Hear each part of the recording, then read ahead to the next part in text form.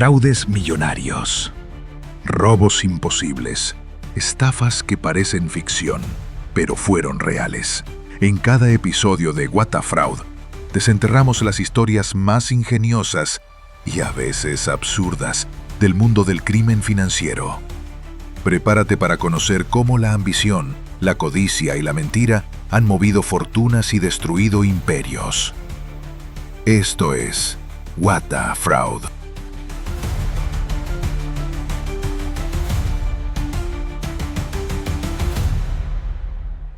Imagina la escena. Nueva York, invierno crudo, nieve cayendo así de lado en la Tercera Avenida, los porteros con guantes, taxis echando humo por el frío y ahí en medio el Lipstick Building, ese edificio rojo, cilíndrico, tan él. Tan ochentero, ¿no? Un poco ícono ya. Totalmente. Pues en un taxi se sube Daniela. Vamos a llamarla así, gestora cultural. Lleva un sobre en el bolso. Dentro, un extracto de cuenta. Ajá. La firma. Bernard L. Madoff Investment Securities LLC. BLMI. Nada menos. 12 años llevaba con él. 12 años. Eso es confianza ciega casi, ¿no? O que te saben vender la moto muy bien. Pues sí, en su mundillo la frase era como un eco constante. Bernie nunca falla. El mantra. Exacto. Rendimientos estables, sin sobresaltos, como si la bolsa fuera un lago tranquilo solo para sus clientes. La estrategia esa, la Split Strike Conversion. Uf, el nombre ya asusta. Pues imagínate comprar acciones, vender opciones call, comprar opciones put. A Daniela le sonaba, pues eso, a chino avanzado. Hombre, es que si algo suena tan complicado que ni entiendes dónde va tu pasta, igual, digo yo, ¿no? Habría que pararse a pensar un poquito. Pero claro, si ves que el número sube y sube... Ahí está la clave. Ella confiaba en las cifras. A veces subía al Lipstick Building, piso 17, la asesoría. Silencio casi sepulcral. Luego los pisos 18 y 19, el market making, el negocio de verdad. Un hervidero de gente, pantallas, ruido. Claro, la parte legal, la que sí funcionaba. Exacto. Pero nadie en ese momento pensó que esa separación física tan clara fuera sospechosa. Para Daniela, el futuro era un número en un papel que subía y subía. Sin dramas. Hoy vamos a meternos de lleno en uno de los mayores fraudes financieros de la historia, el esquema Ponzi de Bernard Madoff. Un castillo de naipes que manejaba cifras, de auténtico vértigo.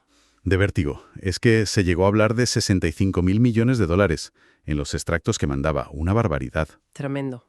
Que luego, vale, el agujero real, la pasta que la gente invirtió y perdió de verdad, fue menor, unos 18.000 millones. Que sigue siendo una salvajada. Sí. Pero la pregunta del millón es, ¿cómo narices alguien monta un circo así y lo mantiene durante décadas? ¿Nadie se coscó? ¿Nadie vio nada raro? Esa es la gran pregunta. ¿Cómo lo hizo? Vamos a intentar desgranar quién era este señor Madoff, cómo montó todo el tinglado y, sobre todo, por qué coló durante tantísimo tiempo. Porque, Madoff no era un don nadie, no era un cualquiera que pasaba por Wall Street. Era el expresidente del Nasdaq. Casi nada. Fundó su firma BLMIs en 1960. O sea, llevaba toda la vida en esto. En las fotos, siempre impecable. Traje, sonrisa cordial, pero distante. La sonrisa del millón de dólares, o de 65.000 millones en este caso. Su presencia en cócteles, en eventos, era como una bendición financiera. La leyenda urbana decía que si Bernie te aceptaba como cliente, eras alguien, te daba caché. Ah, el viejo truco, hacerse el difícil, el marketing de la exclusividad. Lo siento, señor millonario, no tengo hueco para usted ahora mismo. Y el millonario más ganas le entraban de darle la pasta. Genial, pura fachada. Totalmente. Su prestigio se apoyaba en dos pilares. 1. Su negocio legítimo de market making, el de los pisos 18 y 19. Ese sí era real y potente. Que eso es importante, ¿eh? Tenía una parte que sí era legal y funcionaba. Eso le daba credibilidad. Claro. Y el otro pilar, su imagen. Su papel en el Nasdaq, su reputación de hombre serio, riguroso. Incluso rechazaba clientes, supuestamente. No tengo capacidad para más cuentas, decía. ¡Qué actorazo! Y qué conveniente lo de separar los negocios físicamente. El piso 17, el de la asesoría, donde se cocinaba el timo aislado, tranquilo, como un quirófano. Perfecto para que el ruido y la gente del negocio real no se mezclaran ni vieran nada. Muy, muy listo. Y luego estaba, claro, la estrategia mágica. La famosa Split Strike Conversion. Suena a conjuro. Casi. La explicación que daba era: compro acciones de empresas buenas, las blue chips del S&P 100, vendo opciones call sobre ellas, o sea, apuesto a que no van a subir muchísimo, y con eso saco un dinerillo extra. Y con ese extra compro opciones put, que son como un seguro por si las acciones bajan. La cuadratura del círculo, vamos. Ganar si sube, ganar si se queda igual y no perder si baja. El sueño de cualquier inversor. Exacto. La idea era: genero ingresos extra y me protejo de las caídas. Así consigo rendimientos estables, sin sustos. Sonaba, pues eso, sofisticado y seguro. Sonaba a música celestial, sobre todo para gente con pasta que no quiere líos ni montañas rusas. El problema es que era imposible. Era matemáticamente imposible conseguir esos resultados con esa consistencia. Un analista, Harry Markopoulos, un tipo que sabía de esto, dijo que le olió a chamusquina en 5 minutos.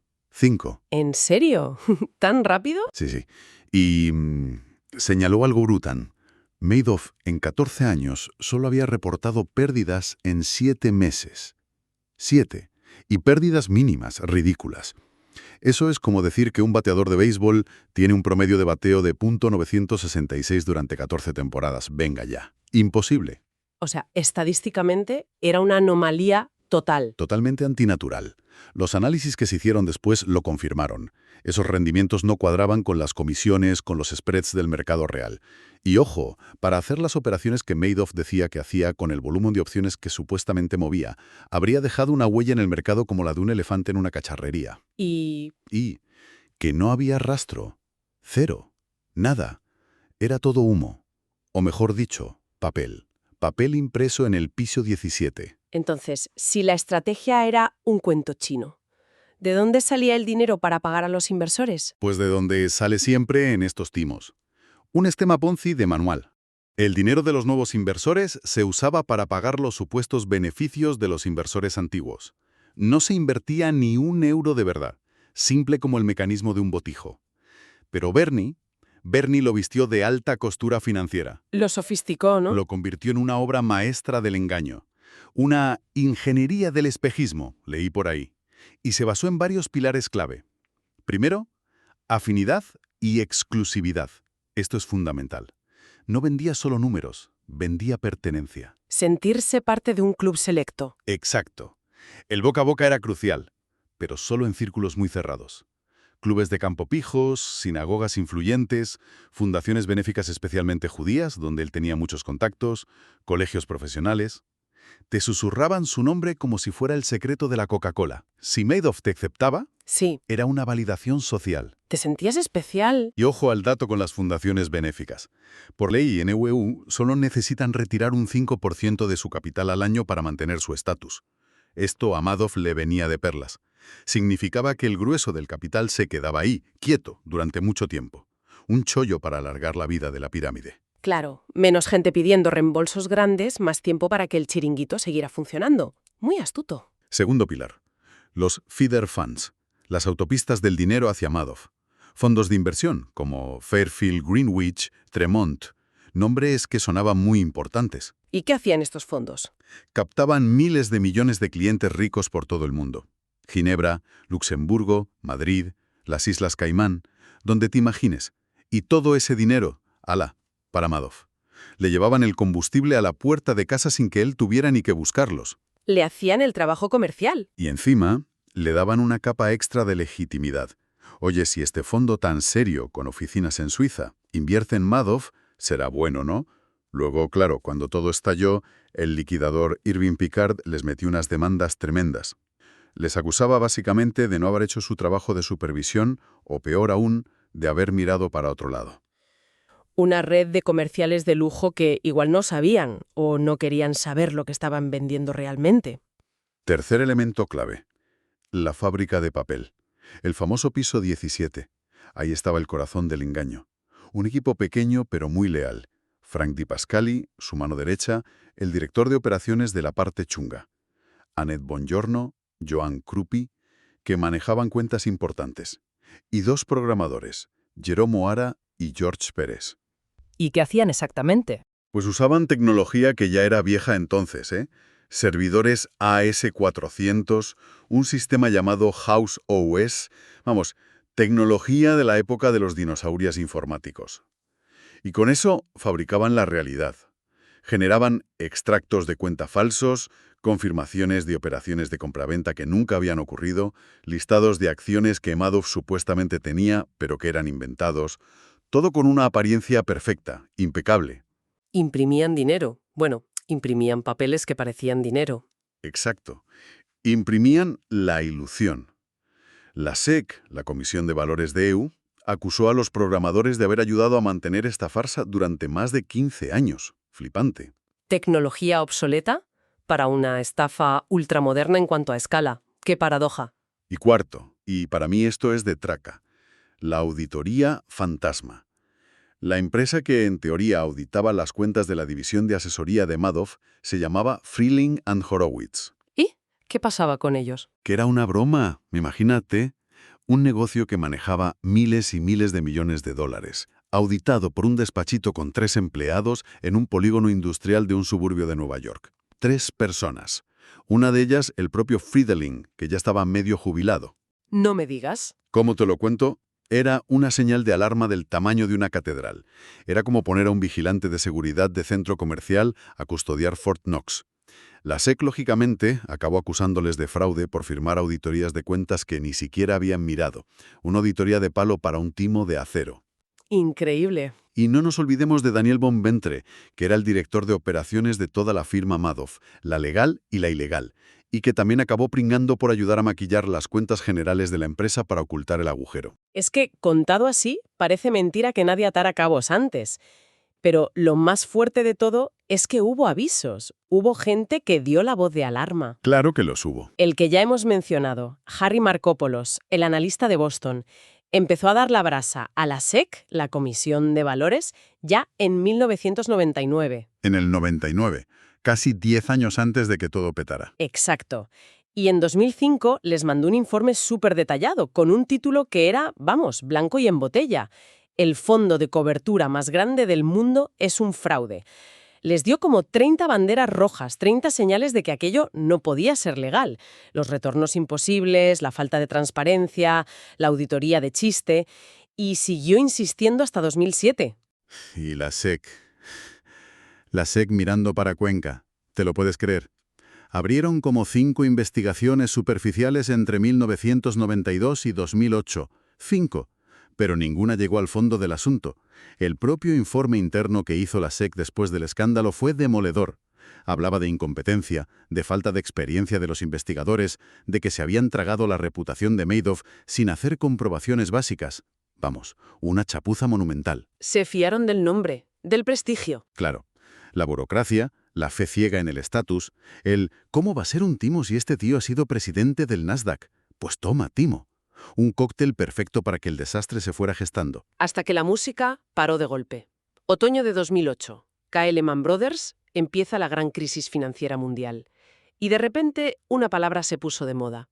Liquidez. Todo el mundo quería su pasta. Ya. Exacto. La gente se asustó y empezó a pedir reembolsos. Las solicitudes empezaron a llover sobre Madoff y sobre sus feeder funds. Una avalancha. Y ahí. Ahí la pirámide empezó a tambalearse de verdad. Ya no entraba suficiente dinero nuevo para pagar a los que querían salir.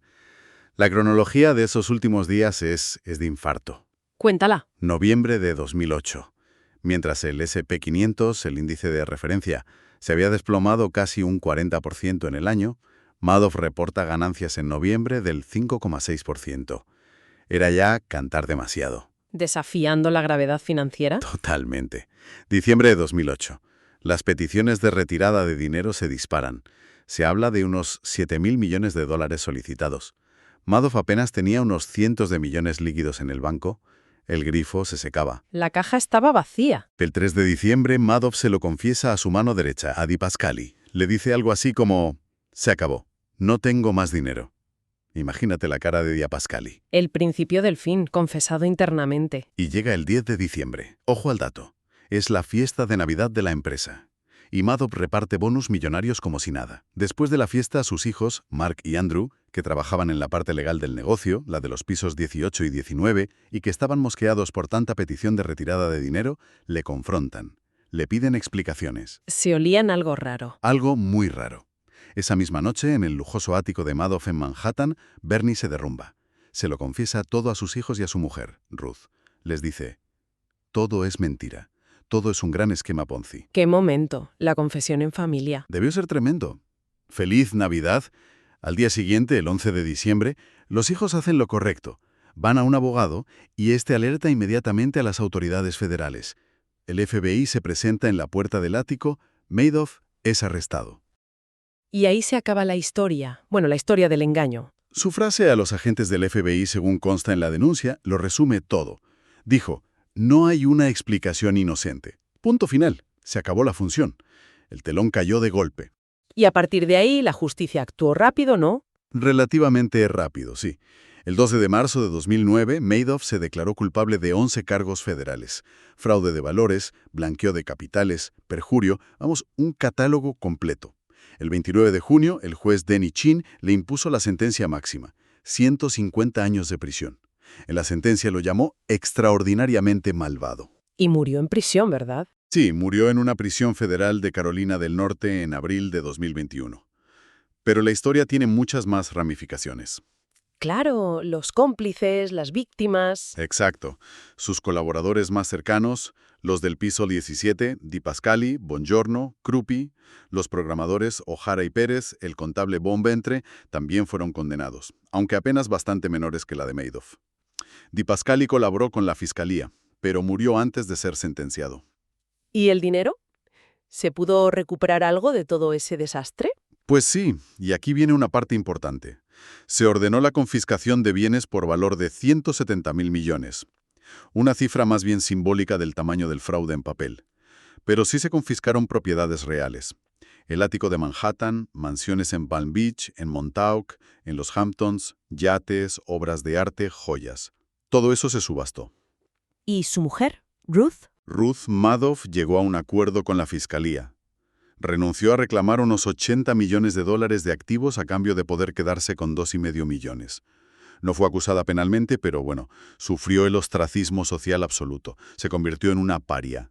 ¿Y las víctimas? Miles de personas afectadas. Miles. Gente muy conocida, como el Premio Nobel de la Paz Elie Wiesel, que perdió todo el dinero de su fundación. Actores como Kevin Bacon y Kira Sedgwick. La fundación de Steven Spielberg también perdió dinero a través de un feeder fund. Pero sobre todo, miles y miles de personas anónimas. Jubilados que vieron desaparecer los ahorros de toda una vida. Profesionales. Pequeñas fundaciones. Planes de pensiones. El impacto humano debió ser devastador. Terrible. El caso más trágico fue el suicidio de su hijo mayor, Mark Madoff, justo 2 años después del arresto de su padre. No pudo soportar la presión y la vergüenza. Hubo bancarrotas, vidas completamente destrozadas. Mucho dolor detrás de las cifras. ¿Y se pudo hacer algo para compensar a todas esas víctimas? Aquí entra en juego la figura de Irving Picard, el liquidador trustee nombrado por el tribunal bajo la ley SIPA, Securities Investor Protection Act. Este hombre y su equipo han hecho un trabajo titánico. ¿Qué han conseguido? Llevan más de 15 años trabajando sin descanso, demandando a los feeder funds por negligencia, a bancos, incluso a inversores que habían sacado más dinero del que metieron antes de que estallara todo, los famosos y controvertidos clawbacks, las recuperaciones. Han rastreado activos por todo el mundo. ¿El resultado? Han recuperado más de 15.200 millones de dólares, una cifra absolutamente récord en un caso Ponzi. Increíble. ¿Y ese dinero se ha repartido? Sí. Se ha ido distribuyendo entre los clientes que invirtieron directamente con Madoff y que pudieron demostrar sus pérdidas de capital principal. Una labor impresionante, la verdad. Y espera, que aún hay más. El Departamento de Justicia de EUE creó otro fondo aparte, el Madoff Victim Fund, MBF, con dinero obtenido de otras confiscaciones y acuerdos con entidades implicadas. Este fondo ha repartido otros 4.300 millones de dólares. ¿A quiénes? A más de 40.000 víctimas indirectas. Gente que había invertido a través de los feeder funds y que, por tanto, no eran clientes directos de Madoff. Se calcula que la recuperación media para los elegibles en este fondo ha sido del 93% de sus pérdidas. Nuestra Daniela del principio, la gestora cultural, probablemente recibió una carta de este fondo confirmando una recuperación muy alta.